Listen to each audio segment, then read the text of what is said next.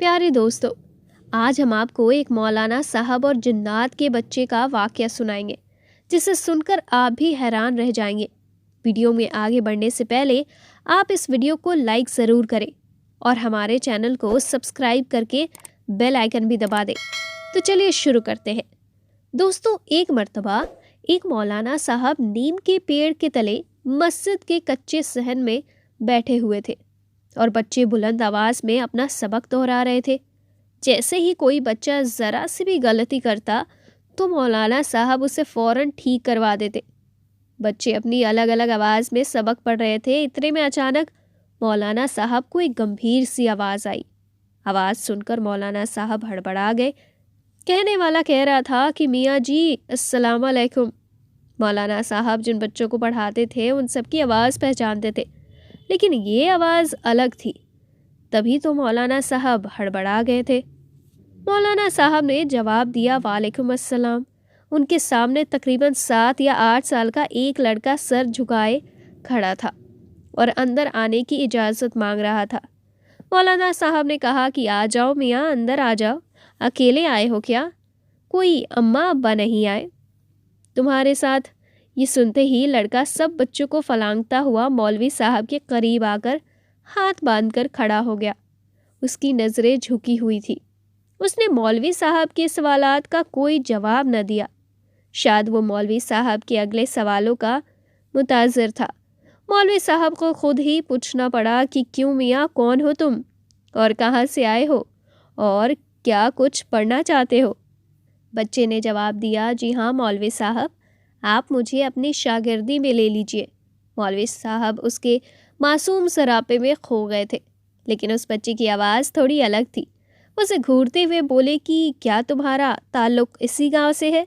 यहाँ तो लोग पंजाबी भी ठीक से नहीं बोलते और तुम हो कि उर्दू बोल रहे हो।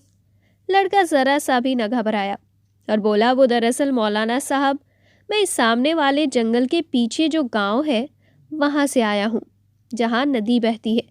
आपको तो पता ही है, पिछले महीने मूसलाधार बारिशों की वजह से वहाँ सैलाब आ गया था और इससे बहुत सारे दरख्त भी उखड़ गए थे, घर भी बह गए थे। हमारा घर भी इसी में डूब गया था। इसी तरह मैं अपने वालिदैन से बिछड़ गया और अब मैं चाहता हूँ कि मैं आपके पास रहूँ, क्योंकि इस गांव के तमाम बच्चे आपसे फैज़याब होते हैं। मैं आपके साथ रहना चाहता हूँ। इसी नीम के पेड़ के तले इसकी बड़ी घनी ठंडी छाँव है। मैं यहीं रहा करूँगा। मौलवी साहब ने जब उसकी बात सुनी तो हैरत से बोले, लड़के तुम्हारी उम्र ही क्या है? कद काट से तुम 7 या 8 साल के लगते हो, मगर बातचीत तो बड़ों जैसी करते हो। बच्चे ने कहा कि मैं 13 साल का हूँ।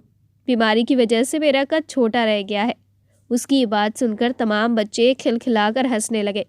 मौलवी साहब ने वहीं बैठे बैठे 1-2 बच्चों को छड़ी टिका दी और फिर लड़के से कहने लगे, अच्छा पुत्र, तुम आज से खुद को हमारी शागिर्दी में समझो। और हाँ, तुम्हारा नाम क्या है? बच्चे ने कहा, जी मेरा नाम मिराजुद्दीन वल सिराजुद्दीन है। उसकी उर्दू पर देहाती बच्चे फिर से ही करने लगे और अब तो मौलवी साहब भी हंस पड़े। उन्होंने सब बच्चों को छुट्टी दे दी और कहा कि अगर कहीं कोई अच्छा सा सालन मिल जाए तो उसे अलग से कटोरे में डाल लेना। मेरे वास्ते दाल साग तो हमें हजम नहीं होता। नया लड़का ये बात सुन रहा था। वो जल्दी से बोला, मौलवी साहब, आज मैं आपके लिए खाना लाऊं? मेरी बहन इससे अगले गांव में रहती है और बड़ा अच्छा खाना बनाती है। मुल्ला जी के मुंह में तो पानी भर आया। फिर भी दिखावा करते हुए बोले, तुम कहाँ इतनी रात को अगले गांव जाओगे? आज वैसे भी चौधरी जी के यहाँ से अच्छा खाना आ जाएगा। जुमेरात है ना, इसलिए। इसके बाद उस नए बच्चे को एक बड़े से हुजरे में, जहाँ बाकी सारे तुलवा रहे थे, वहाँ पहुँचा दिया गया और वो सब के साथ खजूर की चटाई पर सो गया। दोस्तों, अगर आपको ये वीडियो पसंद आ रही है तो आपसे गुजारिश है कि इस वीडियो को लाइक ज़रूर करें। दोस्तों, इस तरह से वो लड़का जिसका नाम मिराजुद्दीन वल सिराजुद्दीन था, वो मौलवी साहब का बाकायदा शागिर्द बन गया। उसका हाफिजा बड़ा अच्छा था। उसने 1 हफ्ते में ही बगदादी कायदा पूरा कर लिया और सिर्फ 3 महीने में कुरान पाक पूरा कर लिया और अब तो वो उसे हिफ्ज़ भी करने लगा था। मौलवी साहब तो बस हैरान थे कि आज तक ہزاروں شاگردوں کو پڑھا چکے تھے، مگر ایسا حافظہ، ایسی روانی کبھی دیکھنے سننے میں نہیں آئی تھی۔ جب بھی اس کا سبق سنتے تو کچھ گڑبڑا سے جاتے کہ یہ لڑکا انسان بھی ہے یا کوئی اور مخلوق۔ مولوی صاحب ایسا سوچتے ضرور تھے، مگر اپنا یہ خیال کبھی ظاہر نہ ہونے دیا تھا۔ وہ سوچتے تھے کہ اتنا اچھا بچہ ہے، کہیں بد دل ہو کر بھاگ ہی نہ جائے۔ وہ بچہ تو اب حافظ قرآن بھی بن چکا تھا، مگر مولوی صاحب کو اب اس سے پیار سا ہو گیا تھا، اس لیے اسے اپنا بیٹا بنا لیا۔ مولوی صاحب نے عمر بھر شادی نہ کی تھی۔ ایک رات مولوی صاحب کسی کا نکاح پڑھوا کر لوٹے۔ زیادہ مرغن کھانا کھانے کی وجہ سے پیٹ میں تکلیف محسوس ہوئی۔ مولانا صاحب کو جب بھی بہضمی ہوتی تو وہ ہینگ کا استعمال کرتے اور ٹھیک ہو جاتے، لیکن وہ ہینگ بھی ختم ہو چکی تھی اور دوبارہ منگوانے کا موقع ہی نہ مل سکا۔ سارے لڑکے سو چکے تھے، مگر معراج الدین جاگ رہا تھا اور عبادت الہی میں مشغول تھا۔ مولوی صاحب درد سے کرا رہے تھے۔ ارے کوئی ہے جو مجھے کہیں سے ذرا سی ہینگ لا دے۔ معراج الدین نے سوچا استاد صاحب تو تکلیف میں ہے اور ان کی بر وقت مدد نہ کی تو شاید اللہ پاک میری عبادت ہی نہ قبول فرمائے۔ سارے شاگرد سو رہے ہیں، اتنی رات میں کون اپنی نیند خراب کرے؟ مگر معراج الدین ہمیشہ کی طرح خدمت کے لیے تیار جانماز لپیٹ کر طاق میں رکھی اور مولوی جی کے پاس جا کھڑا ہوا۔ مولوی جی، میں لا دوں گا آپ کو ہینگ، مجھے پتا ہے ہینگ کہاں ملتی ہے۔ مولانا صاحب نے کہا کہ تم کیسے لاؤ گے؟ اتنے ذرا سے تو ہو، کیا تمہیں اندھیرے میں ڈر نہیں لگتا؟ رات اتنی ہے، سردی بھی ہے۔ معراج الدین نے کہا کہ نہیں، میں تو اپنے سارے کام جب چاہوں کر لیتا ہوں اور مجھے اندھیرے سے بھی خوف نہیں لگتا۔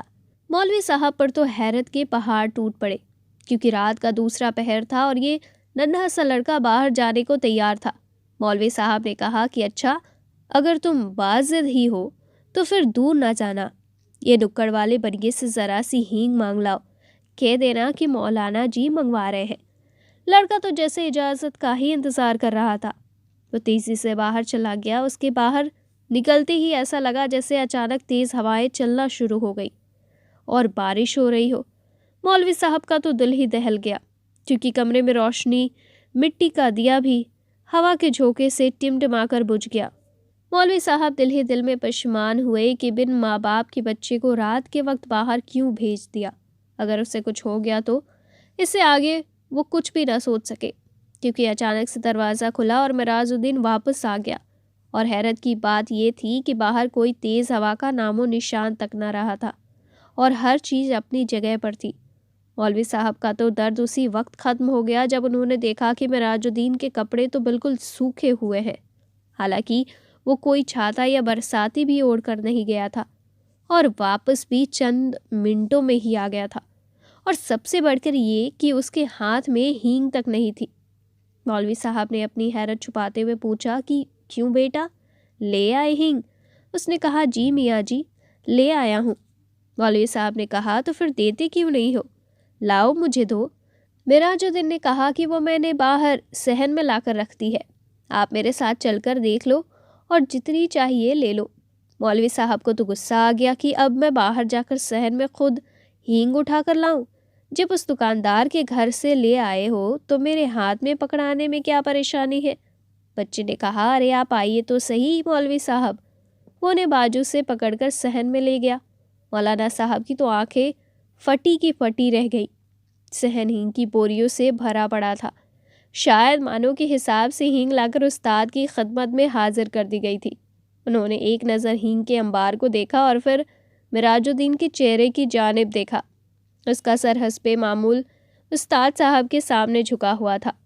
مولوی صاحب نے کہا کہ ادھر آؤ، ذرا میری طرف آنکھ اٹھا کر دیکھو۔ انہیں پہلی بار اس پر غصہ آ رہا تھا۔ ان کے پیٹ کا درد تو رفو چکر ہو چکا تھا۔ انہوں نے اسے کندھوں سے پکڑ کر جھنجھوڑ ڈالا اور اس کی آنکھوں میں آنکھیں ڈالتے ہوئے بولے سچ سچ بتا دو، تم کون ہو؟ کیا تمہارا تعلق جنات سے ہے؟ بچے نے کہا جی میاں جی، آپ کا خیال درست ہے، میں واقعی ایک جن زادہ ہوں۔ اس کا سر استاد کے قدموں پر تھا اور وہ جارو قطار رو رہا تھا اور برابر معافی کی درخواست کر رہا تھا۔ مولوی صاحب نے پیار سے اس کا سر اپنے قدموں سے ہٹایا اور اسے گلے سے لگا لیا۔ اس نے بتایا کسی نیم کے پیڑ پر جس کے نیچے سارے بچے بیٹھ کر قرآن پاک پڑھتے ہیں میرا بسیرا ہے۔ میں روزانہ قرآن پاک کی تلاوت سنا کرتا تھا، تب میرا بھی دل چاہا کہ آپ کی شاگردی میں جاؤں۔ مولوی صاحب جو باغور اس کی باتیں سن رہے تھے اچانک جیسے ہوش میں آ گئے اور کہا، اچھا تو پورا ہو چکا ہے نا؟ تم قرآن پاک کے حافظ بھی بن چکے ہو۔ بے شک تم نے آج تک مجھے شکایت کا کوئی موقع نہیں دیا، لیکن مجھے خدشہ ہے کہ اگر کسی دن تمہیں کسی بات پر غصہ آ گیا اور انجانے میں تم نے اپنی طاقت کا مظاہرہ کر دیا تو تب کیا ہوگا؟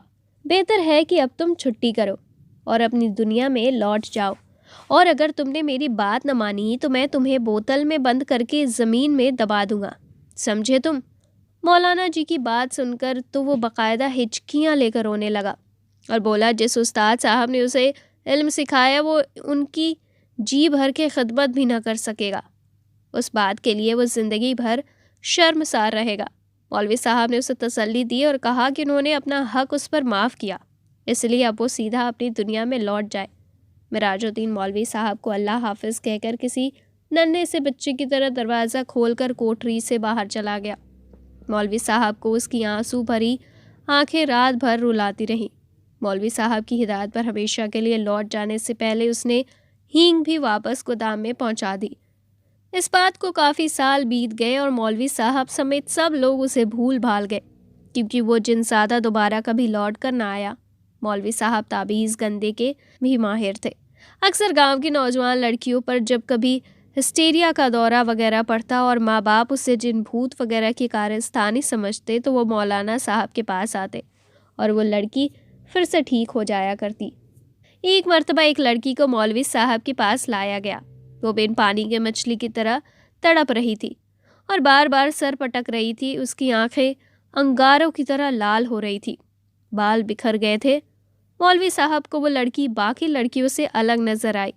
انہوں نے اس پر کچھ پڑھ کر پھونکا اور اپنی عمل جاری رکھا۔ مولوی صاحب کچھ دیر تک پڑھتے رہے اور پھر وہ اچانک چیخ پڑے، معراج الدین، تم تو اپنی دنیا میں واپس نہیں گئے؟ کیا تم نے اپنا وعدہ بھلا دیا ہے اور یہ بھی بھول گئے کہ استاد کی نافرمانی کتنا بڑا گناہ ہے؟ تم مسلمان جن ہو، عبادت گزار ہو، پھر تم اس لڑکی کو کیوں پریشان کر رہے ہو؟ اب تو میں یقیناً تمہیں اس کی سخت سزا دوں گا۔ تم اس لڑکی کو فوراً چھوڑ دو اور ابھی میں تمہارا علاج کرتا ہوں۔ میرا خیال ہے کہ مجھے تمہیں بوتل میں بند کرنا ہی پڑے گا۔